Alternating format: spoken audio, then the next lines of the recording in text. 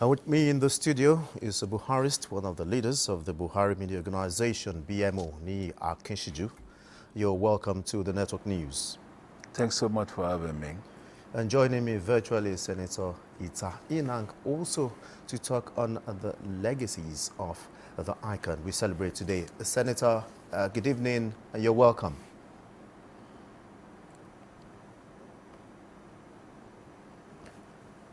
Senator Enang, if you can hear me, you're welcome to the Network News.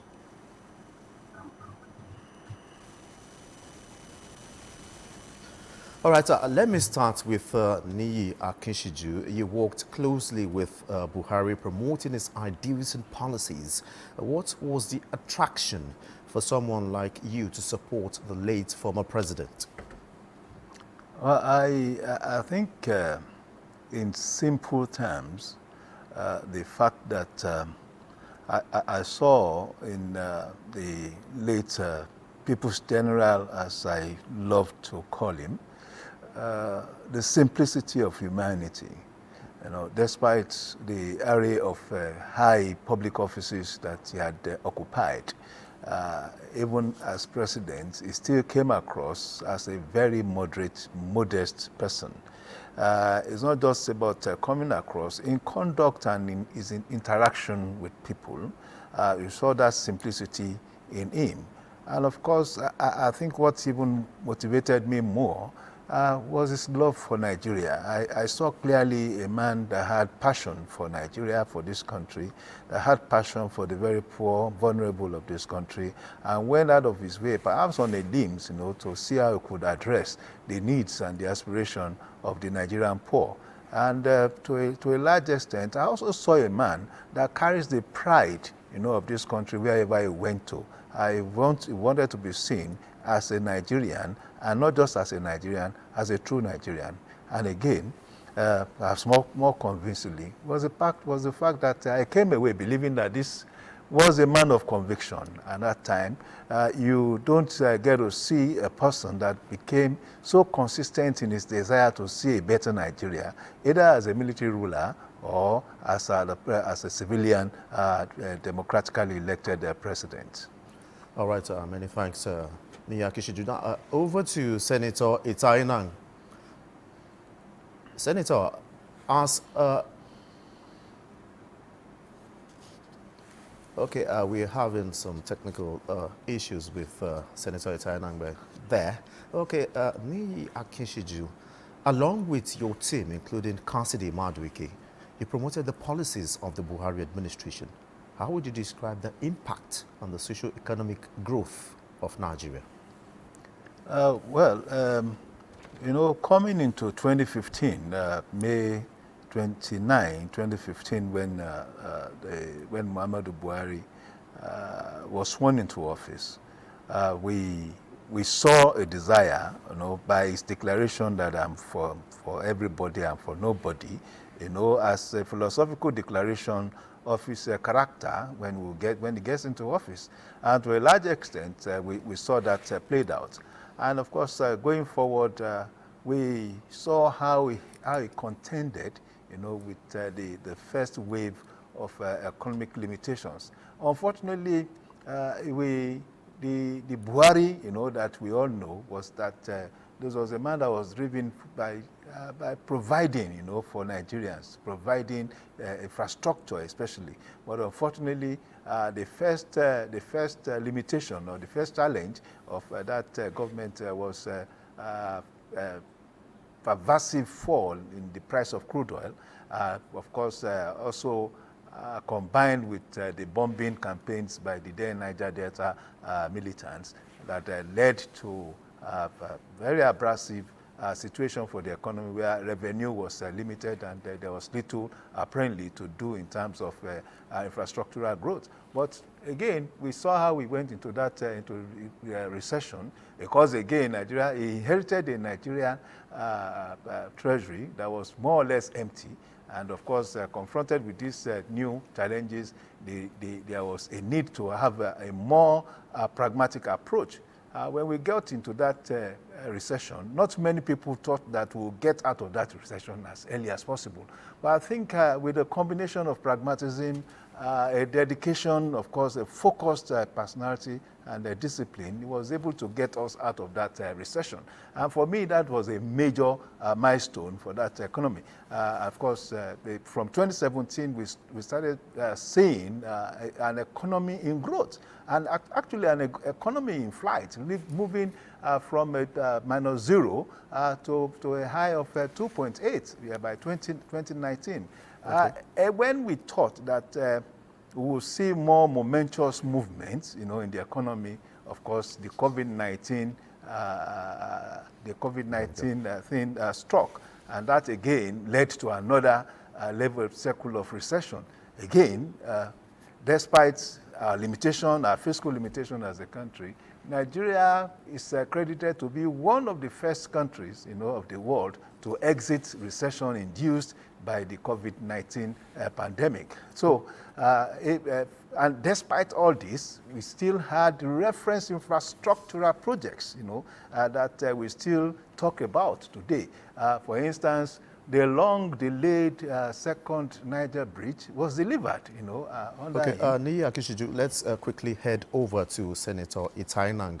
We've established contacts with him. Good evening, Senator. As a former senior special assistant to the President on National Assembly matters, how would you describe the synergy between the executive and the legislature? It was tough, but it was successful because President Muhammadu Buhari, as he then was, may his soul rest in perfect peace, applied the best of diplomacy and applied the best of tact and applied the most matured of the diplomacy to balance what the powers of the executive and the powers of the legislature, which created a privilege for both. That is how we met. It was a very tough one, very tough. And in fact, I thank God that I had the privilege of managing in the entire level of this country, the hardest legislative executive relations in the country. Because we had an executive which came by election. We had a legislature which emerged against the run of play, against the desires and wishes of the party, and of course the government. And so from the beginning, it was tough, it was difficult. And in fact, I'm sure the public would remember when, as part of the way perhaps the legislature wanted to get at the executive, they said that the budget was missing and that I stole the budget, And I mean, that was fun though. And it was very tough. And so it was difficult to get the budget passed, but we applied the best of diplomacy. Myself, my colleague, Senator Kawu now, the Minister of Budget and Planning, Senator Udoma, and under the leadership of the late Chief of Staff, Abba Kyari. We did our best under his able guidance. Okay, Senator, what was the impact of the Buhari administration in the Niger Delta region as a special advisor handling that portfolio? Part of the greatest of the impact was engagement with the militants. One. Second was the effort we made to ensure that the loss of oil through the illegal refining process were curtailed, curbed, and we engaged with the illegal refiners and then started the process of modular refining, where you engage with the players in the industry. And again, a lot of military might was applied, but it was also discovered that the men in uniform who were engaged, that there were some level of compromise. And so it was concluded that this alone will not solve the problem, and it was community engagement that was applied effectively. And that's when and how the conclusion of the petroleum industry Act, and all other factors came into play, where roles were given to the communities in the oil producing and the oil refining process. He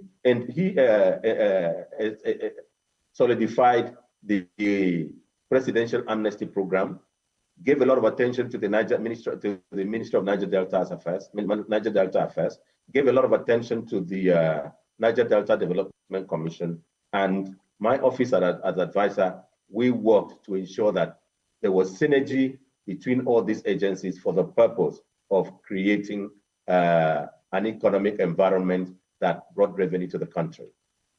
All right, many thanks, Senator. Very quickly now, let's come back to Niyi Akinsiju. You mentioned earlier parts of the sterling qualities of President Muhammadu Buhari to include simplicity, modesty, and of course, someone that has passion for Nigeria. So from these qualities, what can be the take-home for the military and politicians alike? Very quickly. I was trying to conclude with the fact that despite the paucity of fund, his achievement, accomplishment in the area of infrastructure, were quite notable. Today, we still have the Lagos-Ibadan railway line.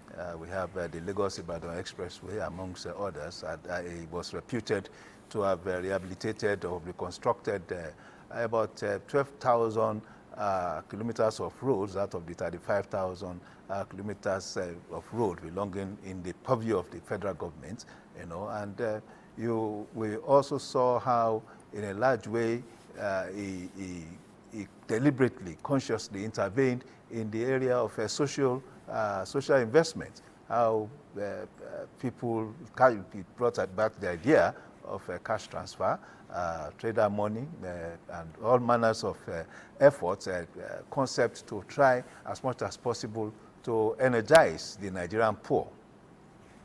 All right, many thanks, Niyi Akinsiju. In one sentence, Senator, what can be the take-home for the military and politicians from the sterling qualities of the late President Muhammadu Buhari? Very quickly.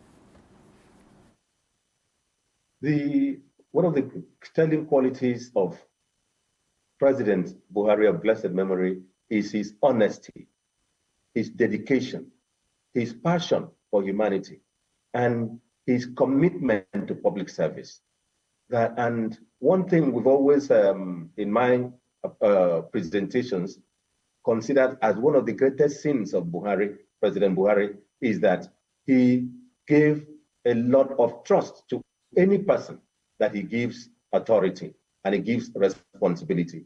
And even when some people capitalized on it and messed up the assignment that they were given. But President Buhari gave a lot of trust and latitude to all the persons whom he engaged.